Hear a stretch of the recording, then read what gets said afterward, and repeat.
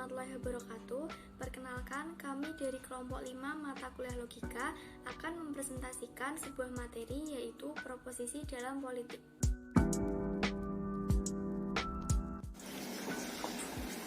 Apa yang melatar belakangi proposisi politik ini?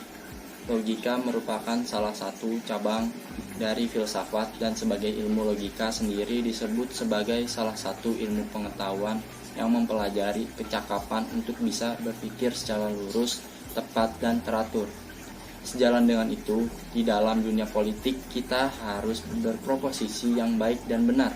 Sebagai contoh, proposisi para penegak hukum dengan rakyatnya yang menyampaikan sesuatu pernyataan yang di dalamnya sesuai dengan entah diafirmasikan atau diingkari. Ilmu politik berkaitan dengan proposisi karena di dalam dunia politik menjelaskan bahwa kesesuaian ataupun ketidaksesuaian proposisi dalam hukum antara para penegak hukum dan rakyat. Selanjutnya, proposisi politik. Kita harus memberitahu dulu apa itu proposisi dan politik. Pertama kita akan memberitahu tentang ilmu politik. Jadi ilmu politik itu adalah ilmu yang mempelajari politik atau kepolitikan. Politik adalah usaha untuk mencapai kehidupan yang baik atau yang kita sering dengar perkataan dari Aristoteles ataupun Plato, yaitu the good life. Selanjutnya itu dari perkataan proposisi sendiri. Proposisi ataupun pernyataan adalah ekspresi atau pernyataan di mana Anda dapat ragu, menyangkal, atau percaya, dan Anda dapat membuktikan bahwa itu benar ataupun tidak. Jadi, proposisi politik ialah ekspresi atau pernyataan di mana Anda dapat ragu, menyangkal, atau percaya, dan Anda dapat membuktikan bahwa itu benar atau tidak dalam lingkup politik maupun tentang politik itu sendiri. Macam-macam proposisi. Proposisi dibagi menjadi 8.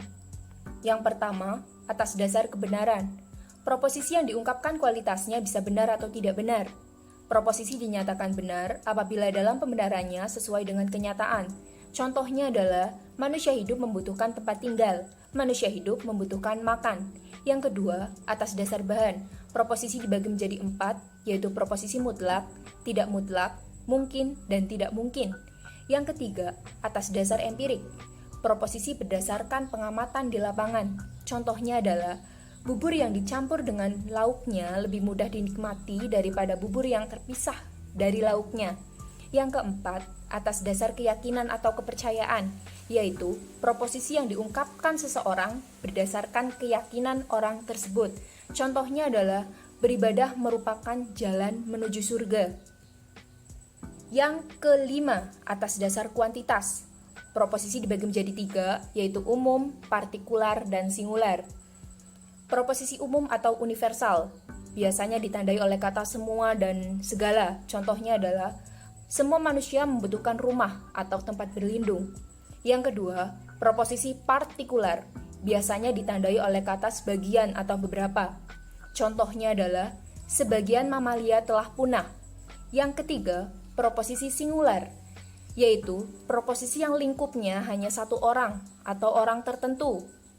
Contohnya adalah, Farel adalah anak yang baik hati. Dari contoh tersebut hanya merujuk pada satu orang atau orang tertentu, yaitu Farel. Atas dasar komposisi. Proposisi sederhana adalah proposisi yang memuat satu pembenaran atau satu penyangkalan. Contoh, paus adalah satu hewan mamalia. Ini adalah satu pembenaran. Paus bukan bernafas dengan insang. Ini adalah satu penyangkalan. Proposisi majemuk adalah suatu proposisi yang memuat beberapa pembenaran atau penyangkalan karena memuat beberapa subjek atau predikat. Contoh, paus dan lumba-lumba adalah hewan berjenis mamalia. Pada proposisi ini, paus adalah mamalia, begitu pun juga dengan lumba-lumba adalah mamalia. Atas dasar bentuk. 1. Afirmatif. Sifatnya mengiyakan atau menyetujui. Contoh, semua siswa pandai menari. 2. Negatif. Sifatnya menolak. Contoh, semua siswa tidak pandai menari. Atas dasar suatu syarat proposisi. Proposisi ini digolongkan menjadi proposisi kategoris dan proposisi hipotesis. Kemudian kami akan menjelaskan lebih lanjut terkait proposisi proposisi atas dasar suatu syarat. Jadi, proposisi atas dasar suatu syarat terbagi dua, yaitu proposisi kategoris dan proposisi hipotetis. Yang pertama, ada proposisi kategoris. Proposisi ini merupakan proposisi tanpa adanya suatu syarat. Proposisi kategoris terdiri dari satu term subjek, predikat, kopula, dan quantifier. Subjek merupakan pokok pembicaraan, predikat menerangkan subjek, kopula sebagai hubungan antara subjek dan predikat, dan quantifier banyaknya satuan yang diikat oleh subjek. Contohnya, sebagian manusia adalah pedagang, sebagian sebagai quantifier, manusia sebagai subjek adalah sebagai kopula, dan pedagang sebagai predikat. Nah, proposisi kategoris ini memiliki beberapa bentuk. Yang pertama ada proposisi universal afirmatif atau yang disimbolkan dengan huruf A. Proposisi ini merupakan pernyataan umum yang membenarkan hubungan antara subjek dan predikat. Rumusnya, semua S adalah P. Yang kedua ada proposisi universal negatif atau yang biasa disimbolkan dengan huruf E. Proposisi ini adalah pernyataan umum yang menyangkal hubungan antara subjek dan predikat. Rumus dari proposisi ini adalah semua S bukan P. Contoh, semua mahasiswa Semarang tidak rajin menabung. Yang ketiga ada proposisi partikular afirmatif atau yang disimbolkan dengan huruf I. Proposisi ini adalah pernyataan khusus yang membenarkan hubungan antara subjek dan predikat. Rumusnya beberapa C. Contoh, sebagian mahasiswa Semarang rajin menabung. Lalu yang keempat ada proposisi partikular negatif atau yang disimbolkan dengan huruf O.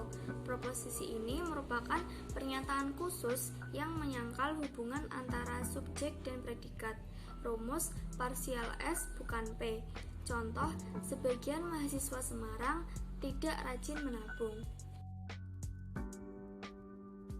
Selanjutnya, selain proposisi kategoris, ada juga proposisi hipotetis. Proposisi hipotetis ini menjadi kebalikan dari proposisi kategoris karena pada proposisi ini mengandung pernyataan dengan syarat. Proposisi hipotetis adalah pernyataan yang dihubungkan secara hipotetis antara P atau antecedent dan Q adalah konsekuen. P sebagai sebab dan Q sebagai akibat. Proposisi hipotetis memiliki 4 macam bentuk. Yang pertama ada proposisi hipotetis ekuivalen, yaitu proposisi hipotetis yang diikuti dengan kata-kata jika dan hanya jika. Hal ini menunjukkan bahwa antecedent dan konsekuen memiliki bobot kualitas yang seimbang. Yang kedua ada proposisi hipotetis implikasi, yaitu dinyatakan dengan kata-kata kalau, jika, maka, jika P dan Q. Yang ketiga ada konjungsi yang dinyatakan dengan kata dan. Yang keempat ada proposisi hipotetis disjungsi yang dinyatakan dengan kata atau. Penggunaan proposisi dalam politik. Penggunaan proposisi dalam politik tidak jauh berbeda dengan penggunaan politik dalam bidang lainnya. Pembedanya hanya berada pada topik yang dibahas, tetapi strukturnya sama. Oleh karena itu, perlu dilandasi oleh pemahaman yang memadai pengertian dalam kalimat proposisi. Contoh penggunaan kalimat proposisi dalam politik terdapat pada slogan Partai Golkar, yaitu suara rakyat adalah suara Golkar. Kata adalah dalam suatu proposisi mengekspresikan suatu pengafirmasian atau suatu pengingkaran. Kata adalah disebut sebagai kopula dalam suatu proposisi. Kata adalah dalam definisi memiliki arti berarti, sehingga kata adalah dapat digantikan dengan kata berarti.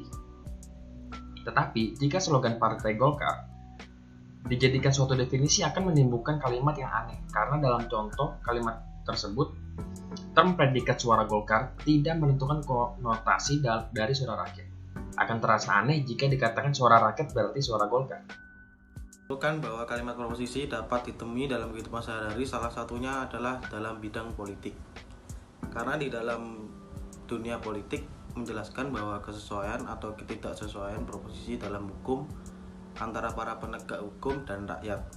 Hal ini seringkali tidak disadari oleh kebanyakan orang karena kurangnya pengetahuan yang cukup mengenai kalimat proposisi. Kalimat proposisi dalam politik umumnya kita ketahui melalui slogan-slogan oleh suatu partai atau aparat pemerintahan. Kami dari kelompok 5 menyarankan kepada pihak yang berpengetahuan mengenai logika untuk membantu ilmu pengetahuan di Indonesia semakin berkembang, terkhususnya mengenai kalimat proposisi agar pemahaman konsep mengenai ilmu logika, terkhususnya mengenai proposisi dapat diperluaskan, agar dalam penerapannya para pembaca tidak salah tanggap akan maksud dari kalimat yang diungkapkan. Kami juga menyarankan kepada para pembaca agar menerapkan atau mengaplikasikan kalimat proposisi serta menyebarkan pemahaman mengenai kalimat proposisi agar ilmu pengetahuan di Indonesia semakin berkembang. Sekian presentasi dari kelompok kami. Semoga materi kali ini dapat bermanfaat bagi teman-teman semua. Terima kasih.